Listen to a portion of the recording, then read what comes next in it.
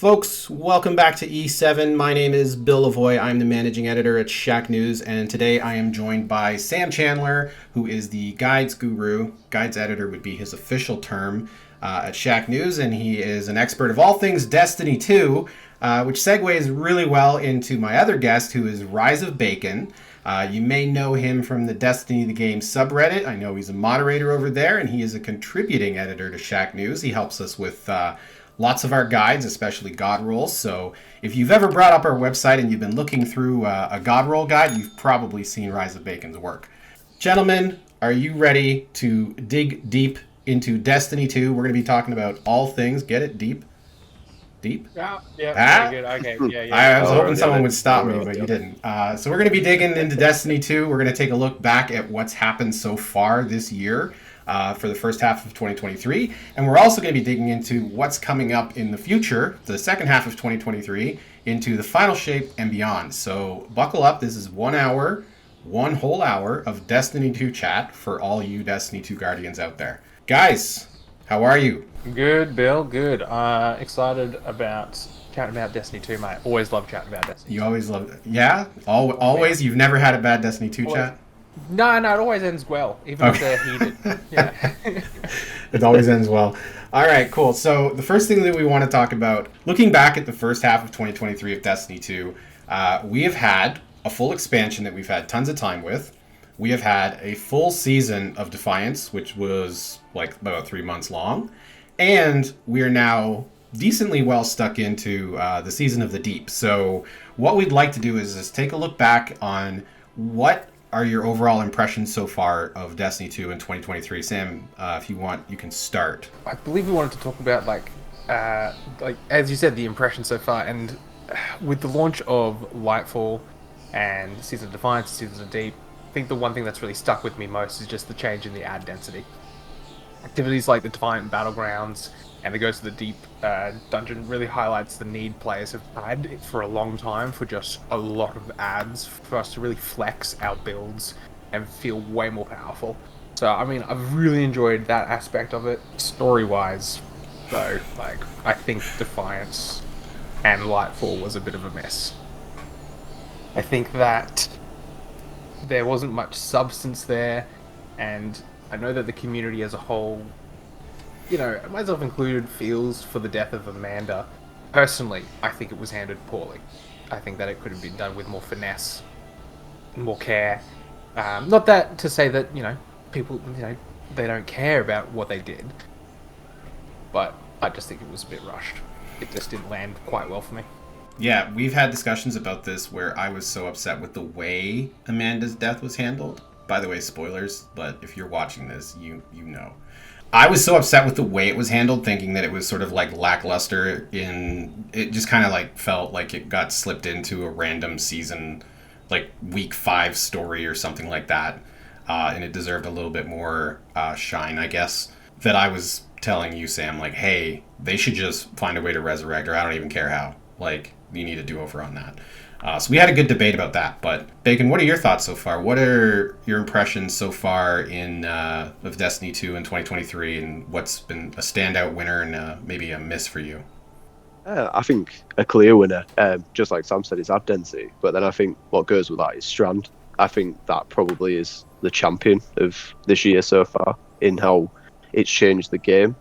I think it's kind of they've put it in such a better spot than how Stasis was, which was maybe overcooked, and it was just so powerful. They just kept knocking it back, and it kept changing. And I feel like we're at a point with like Stasis where that's sort of confusing of where it was. Whereas I don't think Strand will change much, and we've seen now they're going to keep adding aspects through the seasons, which then it's showing like an evolution of it as well. So it kind of keeps getting better. There's always something new to maybe change a build with, and then again, like Sam said, with ad density, that then it changes the way you approach things. You may run a strike 10 times and do the exact same. You pop your super here, these ads appear here, but then you can put your new aspect on. It changes how you build, so how you build up to those supers, how you build up to those moments. And I feel like that has kept me more sort of engaged this season more than like the story, because I won't repeat what Sam said because I agree totally. It's all just sort of been a bit maybe a bit much and felt a bit rushed, a bit, a bit. It kind of felt like it was piling story that was supposed to feel heavy on top of itself, but it didn't. I think you can say that about Lightfall as well, where with like Nimbus and like his mentor died, and you were supposed to feel like there was a sacrifice, and you kind of just went, oh, okay, well, what we're doing now, and it just fell flat. And Amanda kind of did the same thing, and I feel like maybe that's why the Amanda thing didn't work as well. There was that sort of whiplash of being forced to care about it too much, and it didn't get there. I think really another miss for me was just the sort of it feels like the seasonal model. I'm not going to say it's a bad thing. It's just I think Defiance sort of didn't land, and then Deep has been better. But I feel like last year we had so much good momentum of seasons. I feel like that we've built up a good place for them now, where we expect them to be good and we expect the story to be deep and push us on. And I feel like so far we're not quite there yet. So that would be my main miss for me so far. But I do feel like it can get better. It's just that I think last year, like Witch Queen year, is kind of sort of like one of your peak of the Destiny sort of content and the seasonal model, and that needs to carry on. And I hope as we progress through into next year that will be the case. Yeah, and I feel the same. My miss, again, like everybody else here, I think is the story from Lightfall, and something that really stood out to me. I mean, everyone's had their opinions, it's been talked about to death, but what stood out to me is that in a lot of cases when we are being introduced to a character in Destiny 2 in like their digital physical form, so for example, when you're meeting somebody in the game face to face for the first time, you've known that person in the lore or that character in the lore for years. Like if you think about the first time we met Osiris and then the first time we heard about Osiris, or the first time we met Saint and the first time we heard about Saint, they weren't close together. So with Lightfall, it was like, here are these new characters that if they've been mentioned before, they didn't do a very good job of making that easy for the player to find. But I don't know if they'd ever mentioned Nimbus or Rohan in the past. So when I met them, I had a couple of hours to get to know them, and then I was supposed to care about them, and it just didn't happen for me. That was kind of the miss. And then of course, the whole like the veil, not explaining what the veil was. That was a bit of a miss for me. But for me, my win, I've got 2 wins. First of all, I think the quality of life improvements, and even on a smaller scale, a couple of the accessibility improvements with things like with the crosshairs, and then the auto melee, I believe, is brand new. I know that the fully auto fire came in a few months ago. Another huge win, loadouts. I know that they have a long way to go, and I really do believe they have a long way to go. But being able to instantly swap a loadout in game has opened up some pretty cool stuff that we've seen with my other win in the last week, which is Ghosts of the Deep. I think that's probably for me like the shining star piece of content that's been released in 2023 so far. I don't think it's particularly close. And watching people try to solo flawless that and then swapping builds just before damage phase or something like that just wasn't something that was possible 6 months ago. So those are my misses, which kind of line up with you. I think they probably line up with a lot of people. And then also my wins being accessibility, quality of life, and Ghosts of the Deep is absolutely incredible, which kind of segues into the next thing that we want to talk about, which is the current state of the game. So we talked about like the first half of 2023, but let's just talk about the current state of the game. Like, where are we at today? Let's start off with a hot button topic. I don't know how we're all going to feel if we're going to line up, but PvP. I know we could deep dive individual PvP modes, but let's try to keep it as a high level look at PvP. Bacon, do you want to start, or do you want me to go to Sam first? No, sure. No, happy to. I think I can start with saying I came to Destiny because of PvP from Halo, so I've always had that fallback. If PvE is, say, done for the week, I would always play PvP. And I can honestly say from the past year, that time is getting less and less and less. And it's not because I'm playing another game or anything like that. It is mainly because it's just the way that it's been handled with, say, the meta and how they do how they've been changing skill-based matchmaking, for example, and things like that. I haven't suffered, say, with like lag and quality of games, but it's just the experience. And I put that across the board. I would be in trials every weekend, control clash all week, and I loved all of it. And even sort of trials. I've now turned that into, have I got this weapon? Well, I'm probably not going to play this week then. Splitting the pools up and things like that. I just think it seems to be on a different path than the PvE side is. But then I think the elephant in the room now, which has been revealed, is, and I feel like that kind of confirms I don't want to say there isn't any PvP focus, but I think it's shifted to, they want this to be the pinnacle PvP game, and it is a side dish in Destiny, even though I know people will say it was anyway, but I think you could put a lot of time in there. And now I think it's just, dare I say, like Gambit, it's just running, and if you enjoy it, great, but if if you're not interested in it, Bungie kind of just think, well, that's cool, go play a seasonal activity, or go enjoy another part of the game. So I just find it, from top to bottom at the minute, it's just disappointing, just because I don't, sounding a bit old, remember the good times, and it's a bit like, I feel like I don't want to sort of say those cliche things, but it's like, how good it could be, how good it was. And I just think, like, I don't think it would take a lot for it to feel like that again. But I feel like they're maybe doing too much to try and cater to different audiences, which is good and bad.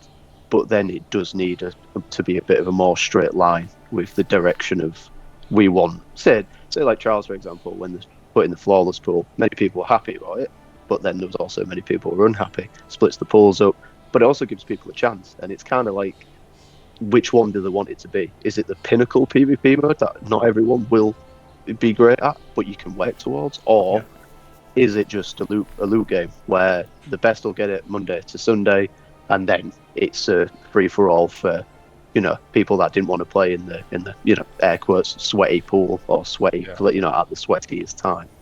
And I want to see it thrive, but again, mentioning Marathon, I just feel like that is where that focus is now. And if you enjoy PvP, you enjoy it for what it is, which I do when I play it. And I think it's worth mentioning, like, Iron Banner this week. I haven't played a lot of it because, again, it's just fell off. And then with matchmaking, really skewed games. And then the Kepris bug happened, which was actually the most fun part of Iron Banner this week. I was playing when it happened, and I was like, Isn't it funny that outliers in PvP make it more fun? We have the Prometheus lens stamp of like 2018, maybe? Yeah. And then we've got the Lord of Wolves days, and then now we've got the Capri Horn. And these massive outlines, people go, you know what's happening on PvP? We got to get in there. Get your Prometheus lens. We're jumping in because this is nuts. It's the best advertisement they have for PvP, which is kind of messed up. But like if you told me right now that Prometheus lens was just melting everybody, like the way it was, I'd be like, I'm gonna play tonight. Like, I know I'm gonna get equally melted, but that sounds like fun. Actually, in contrast, I'll go next, Megan. In contrast, for me in PvP, I never had more fun in PvP than when skill-based matchmaking was introduced. I switched from... I was a controller player, console player for most of my life. Then I came to PC, but I kept the controller. I did okay. Even on PC in Destiny 2, like, I could finish at the top, I could finish in the middle, and then you have the games where you just, you don't do well. When I started doing mouse and keyboard specifically, that's when I struggled for probably a year and a half, 2 years in PvP, where I was just consistently in the bottom. And it was just not being as quick and not being as nimble as people. I'm also older than a lot of the people in PvP. So you put all that together, and I was just getting crushed. And then I was having a terrible, terrible, terrible time. I hated PvP. I never wanted to go in there. They put skill-based matchmaking in, and I was like you, I was playing PvP for the first time for fun. absolutely loved it, and now that skill-based matchmaking has been somewhat changed again, I'm like, no, not really. Not really enjoying it the same that I did. That being said, I don't know that it's really that I have to have like strictly skill-based matchmaking. It's not that I'm against connection-based matchmaking or fire team-based matchmaking or whatever the crap formula they're coming up with on an individual game mode basis now. It's that pick a lane, man. Pick a lane. Like, pick something and then stick with it and let people get used to it and refine it. Like, do that. Like, no one knows, unless you're a hardcore player, what kind of matchmaking they're getting when they hop into a PvP mode. They have no idea because it's different across the board. So what are you used to? You don't know what you're getting into. You could have a wonderful experience playing like just the random rotators, like the daily PvP rotators or whatever. And then you could be like, wow, this is really enjoyable. I think I'm going to go try competitive, or I think I'm going to go try trials. And it's just a totally different experience with completely different matchmaking. And you're like, what is going on here? I would like to see them be more consistent. And I think it's a bad look that matchmaking... This is a decade of Destiny. And we don't have matchmaking nailed down. Like, in what universe can someone at Bungie who's in charge of PvP go, we're doing well? You know? No, that to me is like, you're a decade deep. You're like at the end of the life cycle of your second game, and you have no idea how to handle matchmaking today. Like, you've missed there. That's kind of my overall PvP. Not really like sour that skill-based matchmaking is gone, but sour that like I take a couple months off the game and come back and I don't recognize PvP anymore because it's changed so drastically. Sam, I don't know if you have any additional thoughts to that, but Yeah, I mean, like Bacon, I used to really enjoy playing Trials on the weekend in Destiny 1, but over the past few years, I've tended to avoid the main PvP playlist just because I don't feel like I'm quite good enough for it, and I know I could probably sweat it out and get better at it and perform. Because I'm middling, like I'm above average middling, and that's just like I don't really want to have to shift my meta into like competing, because I've already got like I prefer the PvE side of it, right? I prefer getting my build ready for PvE, and so I don't have a lot of PvP focused stuff because of vault space, obviously. So while I don't play it a whole lot, I do see the chatter online about the general dissatisfaction with the current state of PvP. And it's just, it blows my mind that it hasn't received, like, because I was looking on last night, because I was like, I know people talk about this, but I just want to be sure. It hasn't received a new map since Season 17. Like, that's May 2022. A new map, right? Yeah. We're in Season 21 in June. Like, that's a year without a new map. Yes, you got Cathedral of Dusk, but that's a re-release from Destiny 1. Why have we not received like a new map at all? Like, what's going on here? is it really a re-release? Cathedral of Dusk is from Destiny 1, yeah. It is, yeah. It's from Yeah. Taken King. Is that the one that everybody hates? Oh, what's the map that came out with the Witch Queen? Disjunction. Yeah. Function. Yeah. Wow. Yeah, it's at 3 up here. Yeah, it's Yeah, just... we'll just. So was Disjunction the last map we got? Yeah, that was the last new map. So not only have we only had one map since Yeah. Season 17, that's the map. It's this huge map, yeah. But like, Yeah. and this is, like you said, you know, you don't know who likes Gambit. Right here, I like Gambit. Even though it's not been updated in ages, they got rid of like Gambit Prime. Man, I don't know what it is about that mode, but I dig it. I love going in there and killing PvE things, and then invading, and then just wrecking people, and this like seeing someone I kill die, and they drop 15 motes. I'm like, you're an idiot. Why didn't you bank that? That's me. That's me helping the You team. screaming at your But teammates to bank because we're at 25. Yeah. Yeah, it's like when we're on the cusp of a invade portal and some bloke's got 3 and he's like, no, I just want to get 5. No, mate. Bank. Let's go. I don't need to invade. Let's get in there. I love the way the mode moves. I love that push and pull. You know, you can like win from behind because of the envoys, but you know, I know people are like, you know, they want Bungie to update it and give it some more attention. I want that too. I don't know what they could possibly do. I'm not a developer, but I like it. I like how it feels. I'd love new maps. Like the rest of the PvP people, I'd like some new maps. Do you know how far down the list new Gambit maps are for development of Destiny 2? Give me the ones that you took out. Give me the ones like from Forsaken. Come on, man. Sell it, yeah. So I guess that is a good segue into PvE. Sam likes Gambit, so there you go, Bungie. That is the one person who's now going to have to drag me into some Gambit gameplay that we can now overlap into this. So, Sam, we have to play some Gambit now. But let's transition into PvE. So, state of the game on PvE. Obviously, I was talking about Ghosts of the Deep. I like boring seasons a lot. Like, if they're like, I would love them to not. I don't want the sales pitch before a season where they're like, this is what's coming up and it's so exciting and we have all this, and then you get into it and 45 minutes in you're like, that was a lie. Like, there's nothing happening here. For me, come up to me in your trailer and be like, look, making a live game is hard. We can't have banger seasons all the time. This one's going to be boring. And I'm like, sold. I'm in. And I think there's a lot of people who are like that because my masterwork backlog is large. My things that I want to do in the game, like going back and actually getting stasis finished on my Titan, starting stasis on my Warlock. I was showing Sam my Warlock.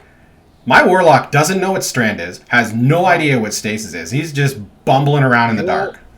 Mate, your Warlock has just crawled out of the Cosmodrome. Like, yeah. He's talking to Shen, whatever his name is. Shahan, yeah. We're not giving Shahan cookies.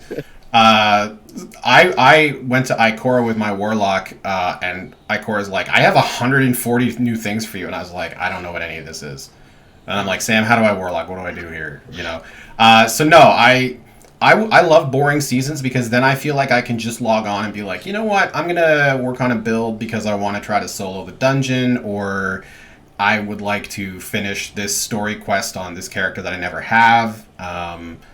You know, whatever it happens to be. I love that stuff. Like, the new story, it's good, but I mean, it's over in 6 weeks in a season. It doesn't have to be groundbreaking. I like slow seasons. I think Season of the Deep, aside from the dungeon, I mean, I don't know, doesn't seem like there's a lot happening, and I'm kind of okay with it. I think I agree because of how they've approached the season with the upgrade track. You can do it naturally. There's no week-to-week upgrades, so you can focus it or not. Don't matter. You've got no increase to the pinnacle grind, so whatever level you are stuck. So even if you came into it a little bit behind, or even if you were on it on 1810, you could just go at your own pace, do what you want. You can focus on leveling, or you can go to new content. I've noticed this season, the first thing I saw was the Last Wish weapons. I didn't go into, I can't wait to get into the deep. It was what are on these worlds, and I was out there farming Kali all last week. It won. I did the seasonals, and then I was one phase in a 4-year-old raid, like, yeah. But that's where the juice is for me. So it was like, I'm doing this, and then obviously the dungeon. I won't miss that out. But yeah, the main for me was, how do I get hold of this gear? Because they've reprised these weapons, and they're now some of the most interesting new guns on the game. Which, little segue into that, I don't think they should have done, because it's really pulled down the seasonal weapons, because you sort of look at the two and you're like, I'm not going to do that, I'm going to go get the raid weapons. So alt characters, I've gone back into it when I can. I've no-mic'd encounters just to be like, oh, I'll have another chance at getting a red border. And yeah, I think that has kind of skewed it a little bit. But I do agree, I think with it being, slow seasons are good for that reason. Focus, like the engram focusing that they've introduced. I've got exotics on alt characters that I've actually been getting the engrams on to try and get better rolls on.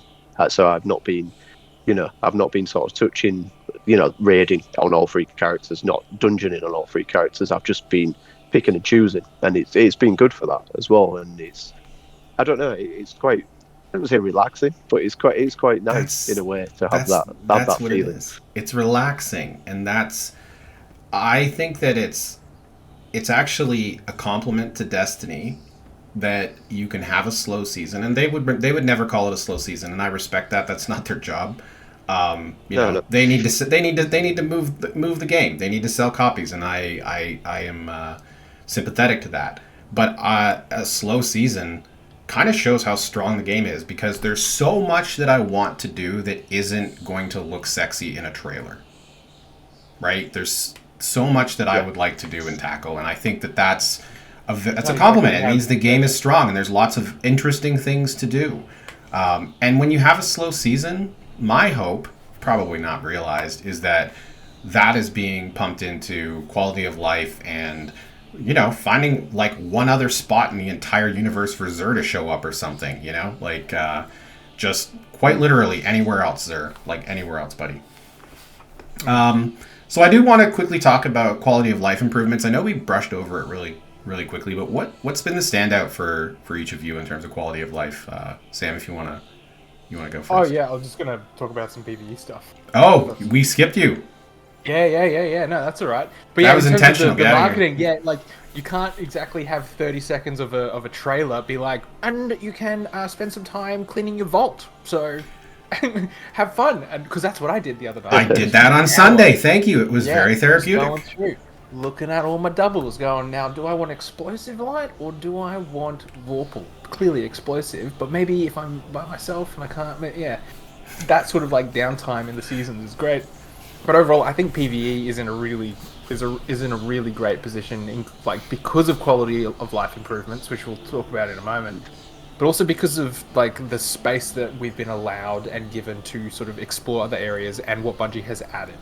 Like we've got more things to chase, and we've got more meaningful things to chase. So yeah, we've got Raul able to focus your exotics. I don't know. Hopefully that's been fixed now for the high stat rolls and whatnot. It has, or at least they said it is. So we're told. That's good. No, the intention is there. Yeah, weapon patterns, like you mentioned, Bacon in Last Wish. There's a lot for players to sort of focus on. I love the dungeons. I think they're a great middle ground between end game, end of seasonal sort of content and raids. This where it's just challenging enough for 3 people. You can solo it if you're really good, force it, and then there's the raids. I do think Root of Nightmares sort of pales in comparison to other raids in terms of mechanics and difficulty, but tonally, I think it's a hit. I think tonally, Root of Nightmares was it showed players a part of Destiny that we'd been longing to see. So, like a fight inside a pyramid against this sort of great evil that we've known about for a long time, with the Traveler there, and I really enjoyed it. And obviously, Ghost of the Deep is phenomenal. And to make a point that I made earlier about Rohan and Nimbus, when you first faced off, his name escapes me, final boss. Callus. No. Nezrak. When you first saw Nezrak or realized that you were about to fight Nezrak, that was impactful because you knew who that was and why they mattered. Yeah. So again, just to kind of like reinforce the point of like, that's where I feel like Nimbus and Rohan maybe fell off. Yeah. So Say what you will about how Nezrak moved and the fight itself. That's why I said tonally, I think it was a hit. Because you knew about Nezrak, you knew who he was. We'd had years of hearing about his helmet, and then we had his glaive, and we're like, who is this person? So, yeah. Like, as for Ghost of the Deep, like, the setting is spectacular, while the reveals and story implications would just... It's super exciting, especially for lore buffs out there who are like, oh, hold on, what's going on here, right? I think the boss fights are hectic and exhilarating. That ad density that I spoke about really shines through in Ghost of the Deep, where it's just like, oh my gosh, I can't believe that. Even on Master, where there's just like enemies pouring in and you're up against the wall and you're really testing the limits of your build and you're really sitting down and going, all right, I need to eke out just a little bit more damage and maybe a little bit more defense. How am I going to do that? What can I adjust? What was it? Yeah. The element though that might be a little bit tough is like, I'm not sure about the shield though. I'm not sure about the shield situation in the Ghost of the Deep, where you got to knock off the boss's shield first. So that's fine in 3, but I'm hearing people have like 5, 6, 7, 8 rotations of a boss when trying to solo it. I think that if you have the know-withal to successfully do 3 rotations solo, come on, like you've proved it. You've proved that you've done it. Now it's just a battle of like concentration and stamina, which, you know, maybe that's what Bungie wants. Maybe that's the test. That's the stamina to do it, but I don't want that, man. That ain't it, Bungie. That ain't it. Because the one thing that holds me back from wanting to solo flawless a dungeon is where I have to go, hold on a second, I have to do 8 rotations. If as an average player or slightly above average, I have to do, who cares? Let's say it's not 8, let's say it's 6. Nah, 3 too many. Like, there needs to be an adjustment for that. Like, if you want to make this content appealing to do a solo flawless, like, don't turn people away because, you know, you're making a boss that's that ridiculous. And yeah, no, there's got to be some way that they can tune it for a solo fire team versus a full fire team or a 2-person fire team. I think they do that in other content, so I don't know why it wouldn't be possible here. Like, I'm not saying it can't be done. So obviously, people content. flawless it. Like, but I think that if a team of 3 is averaging 3 rotations, a solo, come on, 4. Like, that's probably the end cap there where I'd like to see it. Because I think if you're dragging on, like, because I've soloed the Spire of the Watcher, not flawlessly, did it on stream for a bit of a laugh, but that first boss, man, where a Kelos at the top of the Spire, where you're connecting the nodes, it's just so, it takes so long. And that's the kicker, is that we're not talking about difficulty here. We're not saying people don't want to do it because it's too hard. We're saying they don't want to do it because it's tedious, right? And you're not going to lose because you're bad or because it's hard. You're going to lose because your concentration slipped during a 45-minute boss fight. Yeah. And that's not appealing to anybody. I don't know that that's good. Yeah, no, it's not. It's not good. And I do think...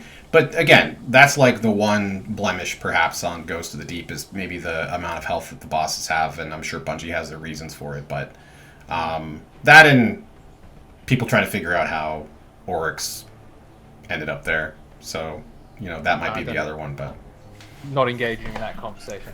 That was that was a lore conversation. That was a lore conversation. Okay, so we talked about that. I wanted to move on and ask you guys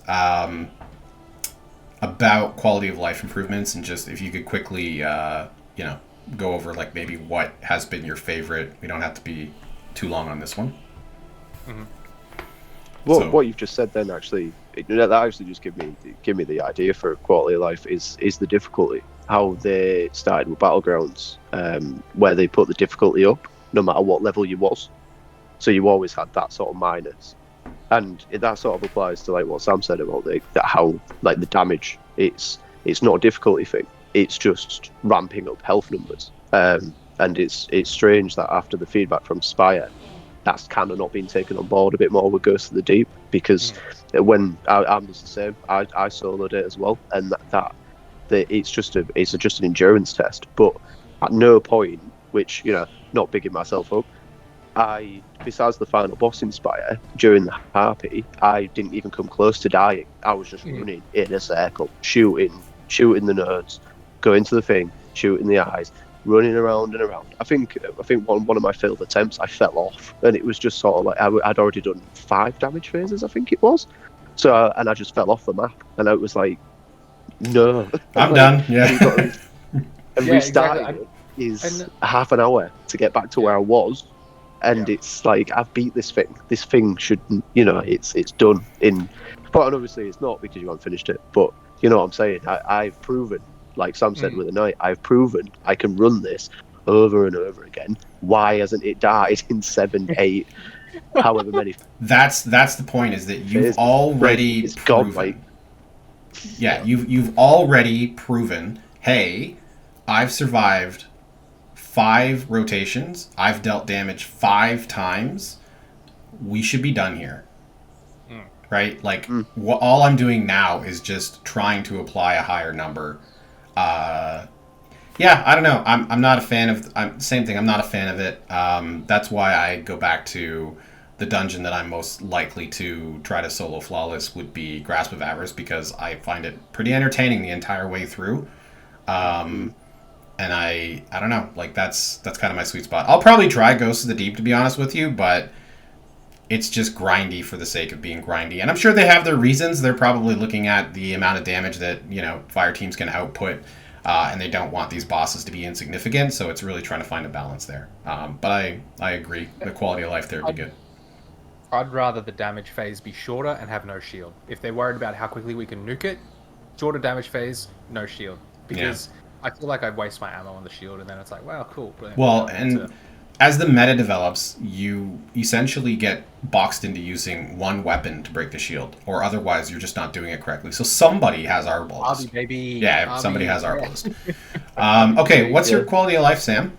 What's your it would have big to one? be the artifact switching on and off. Man, I hated doing artifact stuff. Like, it's like, oh, pay 10,000. Oh, now pay 20,000. Oh, now pay 40,000. No, the nodes that I'm picking, they're staying on forever, except for this season where I can just switch them on and off, and I can fly around and I can change them up. I love that. That's a great quality of life improvement. I think that's. For me, yeah, I'm not going to pick that. I am going to take, for quality of life for me, I am going to take loadouts. That being said, I think loadouts are at about 25% of where they need to be. I think they need to apply to your ghost, your sparrow, your ship, your emblem.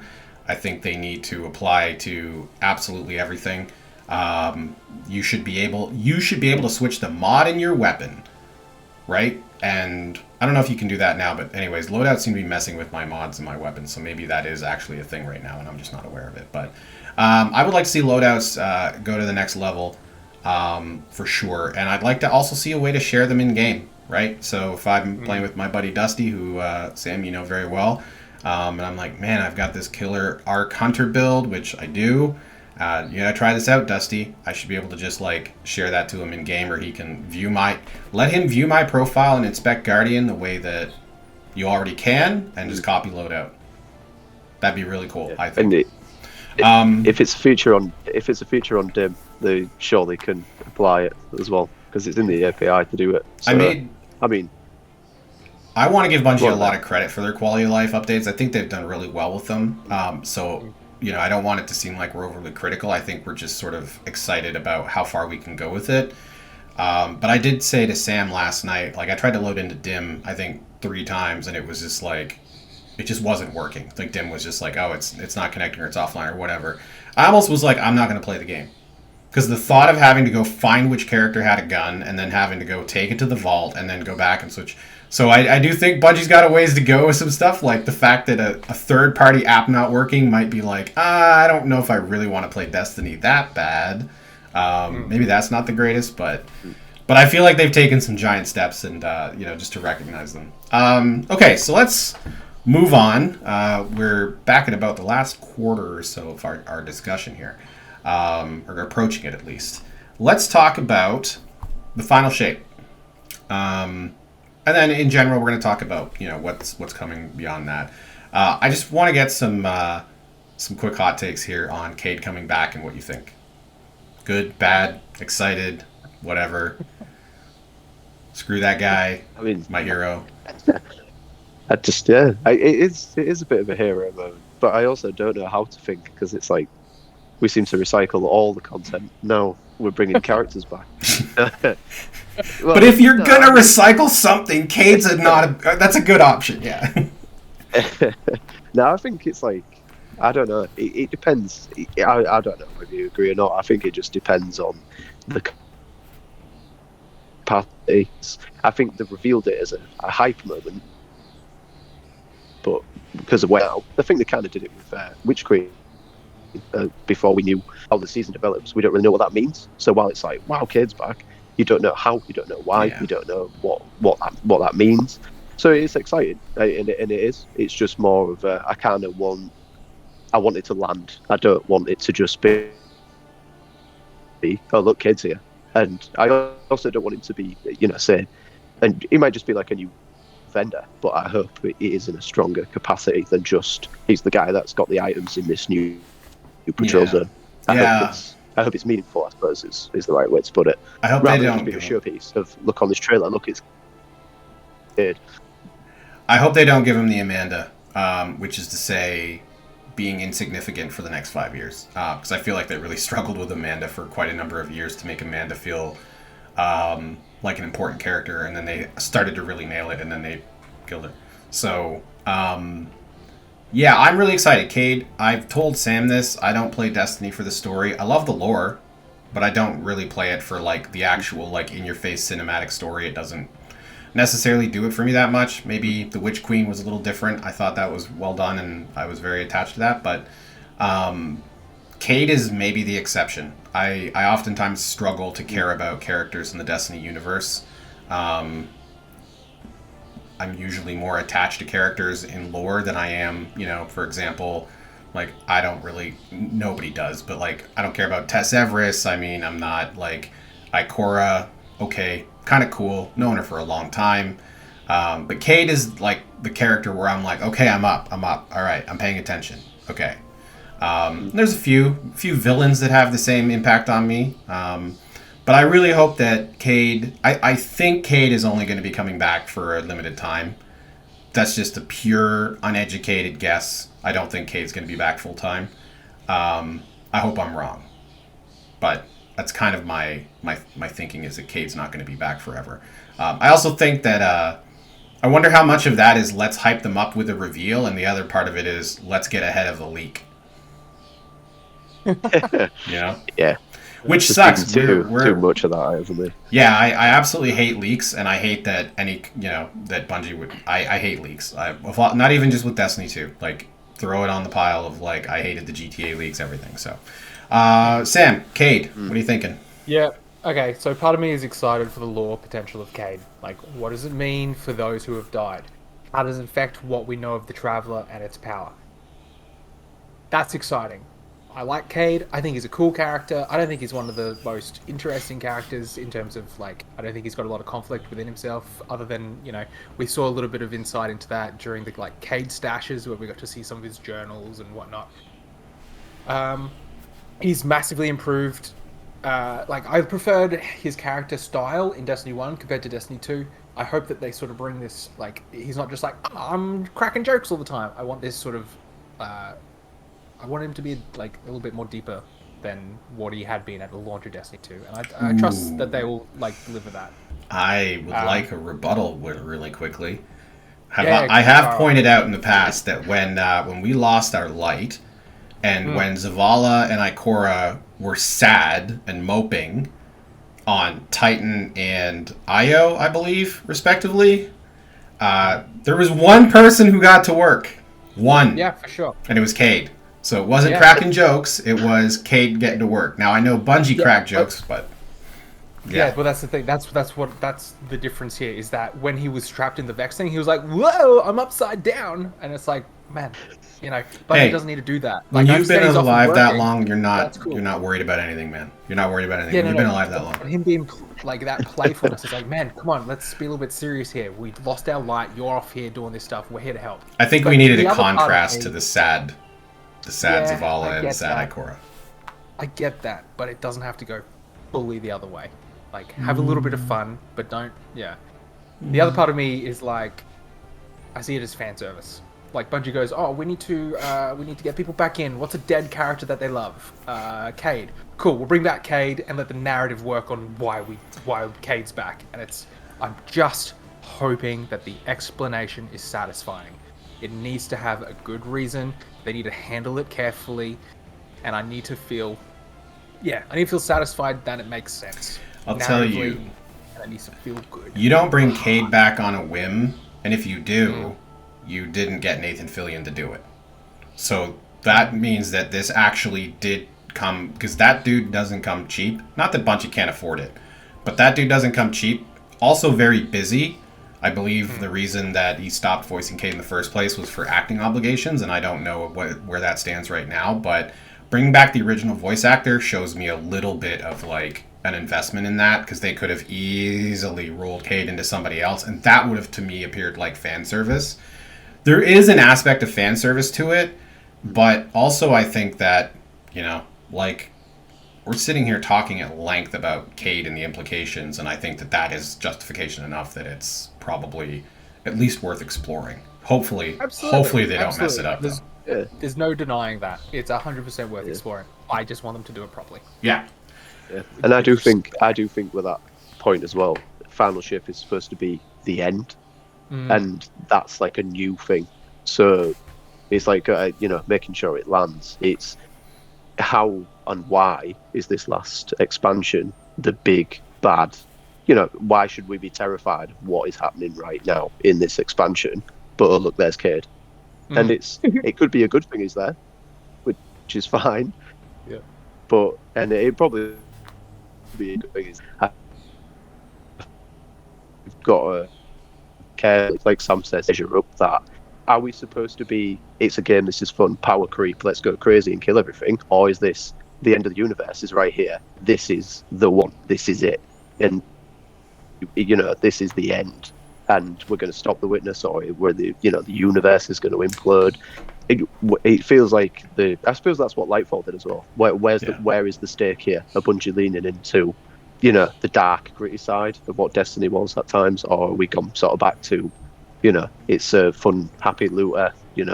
Everything's bad, but don't worry about it because you're just going to destroy everything in front of you anyway. And and I mean, I suppose in-game doesn't translate to the story, as we all know, but I feel like that turn, like I suppose, and it's what Witch Queen nailed and Lightfall didn't. It's nailing that Light Queen.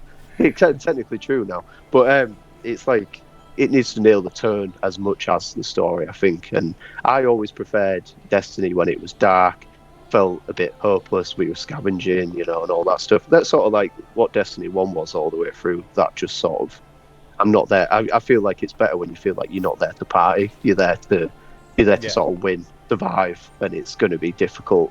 Whereas when you get Lightfall and it comes across a bit, I know they said it was like 80s action movie, but it's kind of a bit, I don't want to say too much, it's just I don't think it suits what makes it so good. And then it's like going back to Ghost of the Deep, that tonally, how it looks, the experience, it's dark, you're in there, and it's it's kind of terrifying how it all looks and how you're underwater, and then it's all on top here with the encounters. Yeah.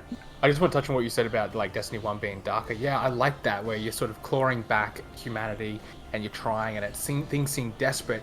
And the tonal change in Destiny 2 is a little bit different there, which is interesting because in Destiny 2 things get way worse.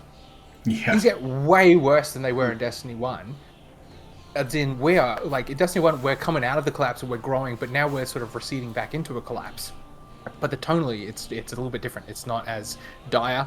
We've lost planets, people have died, and yet we're like, where's my gun? I'm gonna, like, come on, what's going on? We're all happy-lucky. Like, yeah, but, I mean, and this isn't intentional, but I feel like that's a reflection of us as individual guardians. And I think that the reason for that is that, again, why would we be afraid of anything? Like, why? Why would we be concerned about absolutely anything? Like, I envision our guardian, like, passed out, hungover, somewhere in the last city, and, their 90s pager goes off or whatever, and it's Zavala, and he's like, hey, need you to go kill a god, and we hit snooze, because whatever, we'll get to it in 15 minutes. Like, that's the level of power we have right now. Why would we be afraid of anything? But to me, that's an opportunity for Bungie. Don't mess it up. Make us pay for that. Make us pay for that ego. We've all seen, well, maybe not, but I mean, if you haven't, you should check it out on YouTube somewhere. The cutscene where Saint 14 is giving a speech at our grave. Now, obviously, the way timelines work, we don't really know how that's going to happen, if it even is going to happen in this timeline.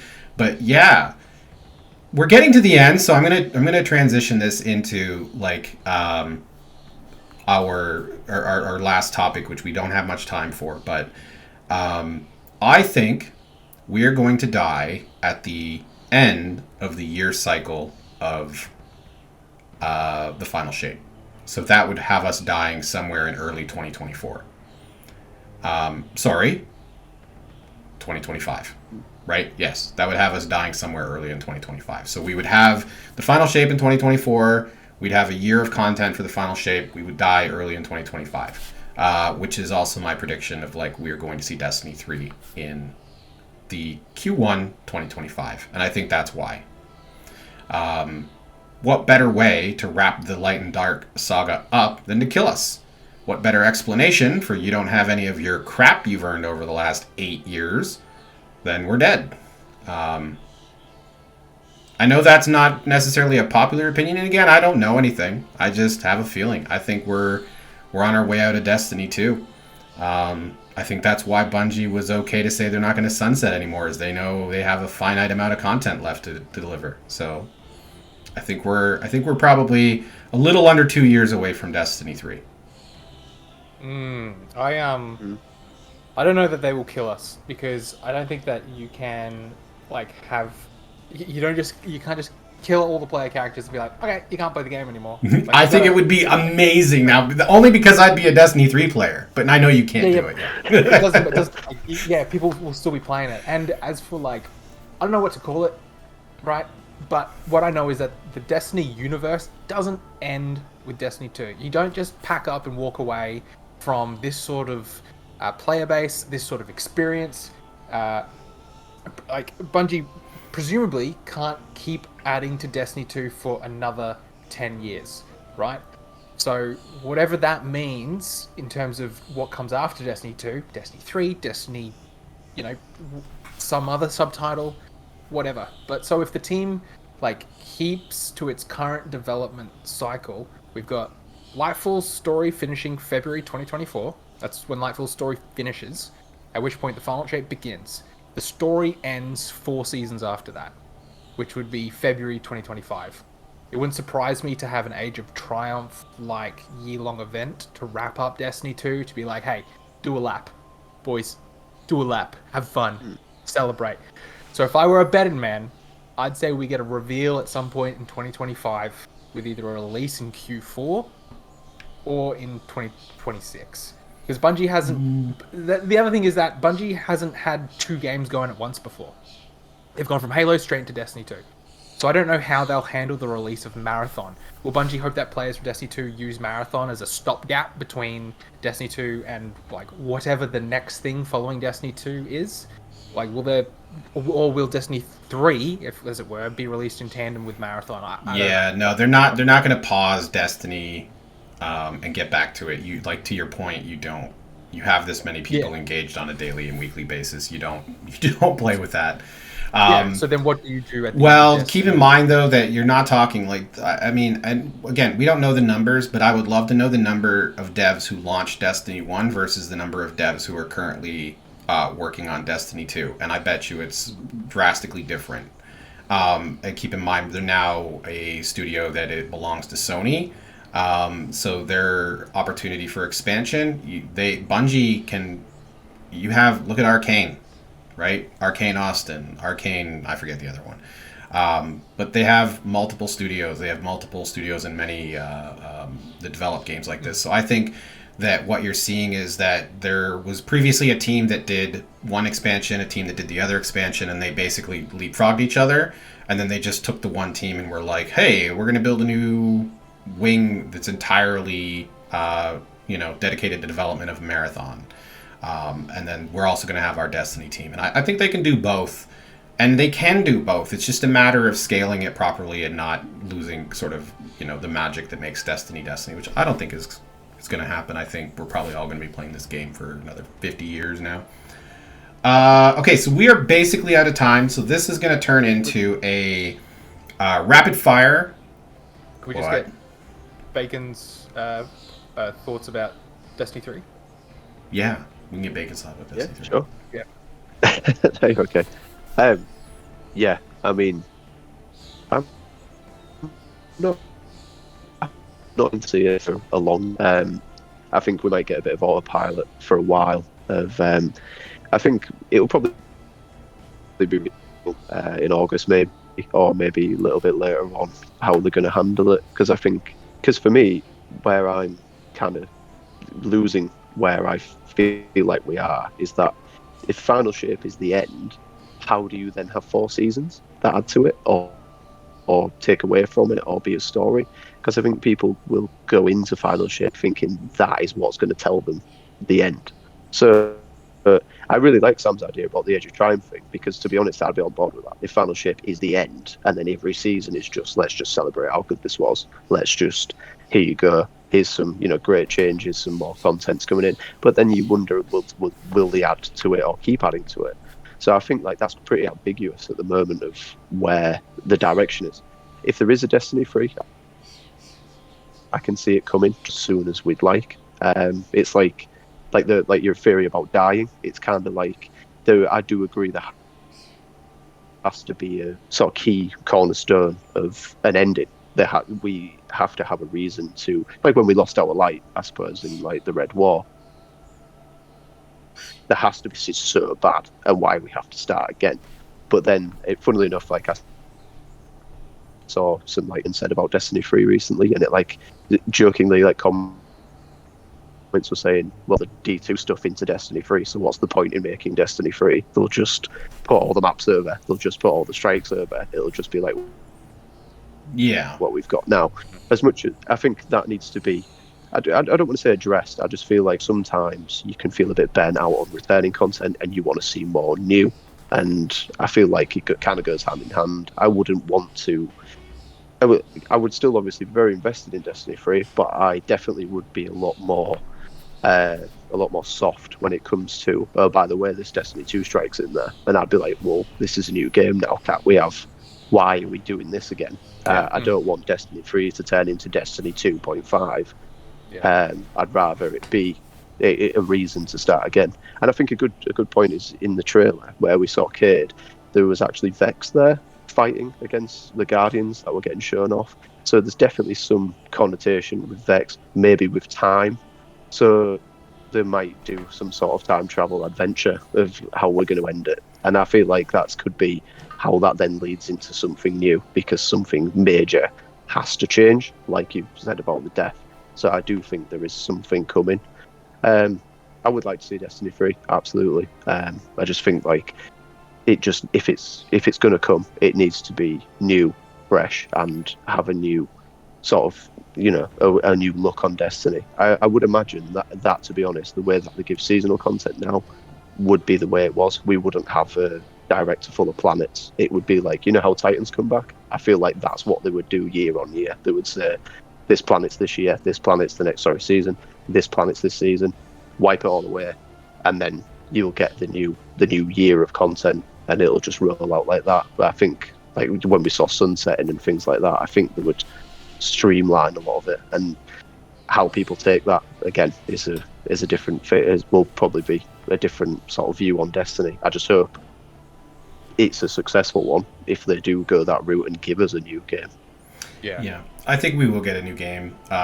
Obviously, we're just guessing about when and the how, but I would agree. I think it will happen. I'm a little skeptical that we won't get fed old content again. I think that in the breakneck speed of live service games, not that it's, when you're getting old content back, I know it's being, updated and reworked and whatnot, so it's not as simple as just saying like, oh, they just copy and pasted code. It's not that at all.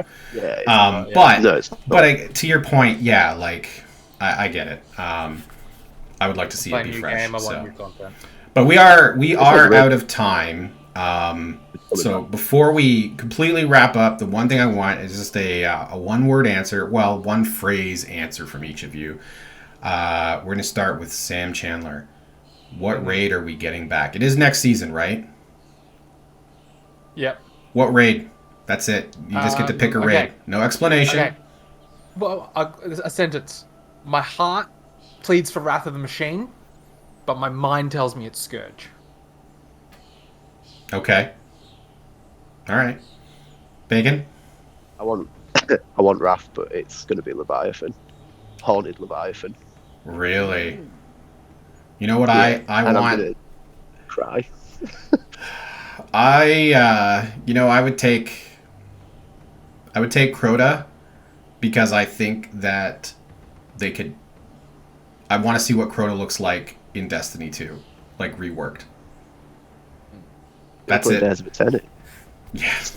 It's in there. Yeah, true enough. It's kind of in there, and it doesn't kind of work sometimes. Most of the time, I've been stuck in there for like 10 minutes this week, and I'm having to type in chat like, just relax. It's all good. Just stay here. We're fine. Okay, so that's all the time we have. Gentlemen, it was an absolute pleasure to talk Destiny 2 with you, and we need to do it again relatively soon. We'll find an excuse to do this, and we will continue. Maybe a little more focused. We'll spend a whole hour on something a little bit more specific. But for now, that's it for us. E7 is going to continue. So we'll let you get back to that. And thank you so much for watching. If you've joined us, we appreciate it. Again, this is Sam Chandler, Guides Editor at Shacknews, Destiny 2 Guru, which is also applicable to the other gentleman that's joined us, Destiny 2 Guru, Rise of Bacon, who you can find over on Destiny the Game, just slapping the crap out of... just the ban hammer is just smashing down on like a minute lead. Nah, I don't know. A lot of abuse. Yeah. No, it's been a pleasure, guys. And again, thank you so much. And yeah, that does it for us. So enjoy the rest of E7, everybody.